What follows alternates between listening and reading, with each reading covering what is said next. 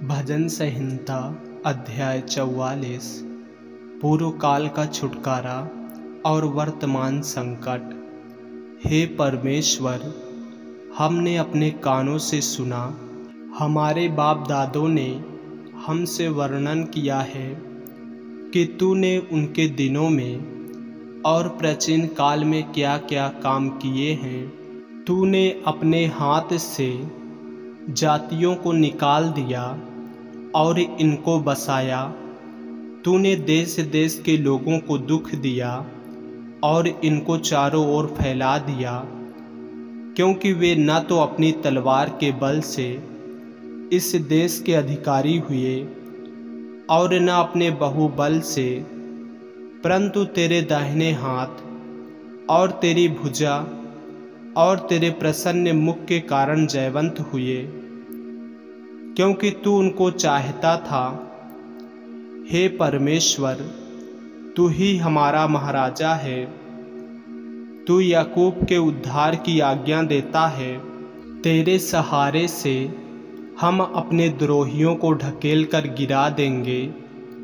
तेरे नाम के प्रताप से हम अपने विरोधियों को रौंदेंगे, क्योंकि मैं अपने धनुष पर भरोसा न रखूँगा और न अपनी तलवार के बल से बचूंगा, परंतु तू ही ने हमको द्रोहियों से बचाया है और हमारे बैरियों को निराश और लज्जित किया है।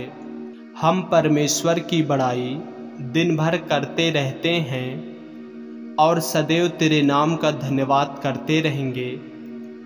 तो भी तूने अब हमको त्याग दिया और हमारा अनादर किया है और हमारे दलों के साथ आगे नहीं जाता। तू हमको शत्रु के सामने से हटा देता है और हमारे बैरी मन माने लूट मार करते हैं। तूने हमें कसाई की भेड़ों के समान कर दिया है और हमको अन्य जातियों में तितर बितर किया है। तू अपनी प्रजा को सेंत मेत बेच डालता है, परंतु उनके मोल से तू धनी नहीं होता। तू हमारे पड़ोसियों में हमारी नाम धराई कराता है और हमारे चारों ओर के रहने वाले हमसे हंसी ठट्ठा करते हैं। तू हमको अन्य जातियों के बीच में उपमा ठहराता है और देश देश के लोग हमारे कारण सिर हिलाते हैं। दिन भर हमें तिरस्कार सहना पड़ता है। कलंक लगाने और निंदा करने वालों के बोल से और शत्रु बदला लेने वालों के कारण, बुरा भला कहने वालों और निंदा करने वालों के कारण यह सब कुछ हम पर बीता, तो भी हम तुझे नहीं भूले। न तेरी वाचा के विषय विश्वासघात किया है, हमारे मन न बहके, न हमारे पैर तेरी राह से मुड़े, तो भी तूने हमें गीदड़ों के स्थान में पीस डाला और हमको घोर अंधकार में छिपा दिया है।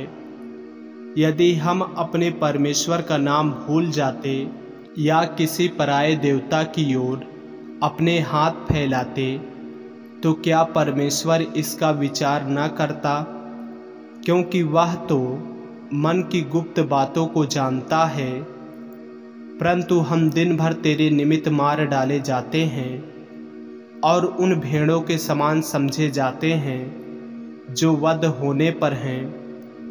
हे प्रभु, जाग, तू क्यों सोता है? उठ, हमको सदा के लिए त्याग ना दे। तू क्यों अपना मुँह छिपा लेता है और हमारा दुख और सताया जाना भूल जाता है? हमारा प्राण मिट्टी से लग गया, हमारा पेट भूमि से सट गया है। हमारी सहायता के लिए उठ खड़ा हो और अपनी करुणा के निमित्त हमको छुड़ा ले। आमीन।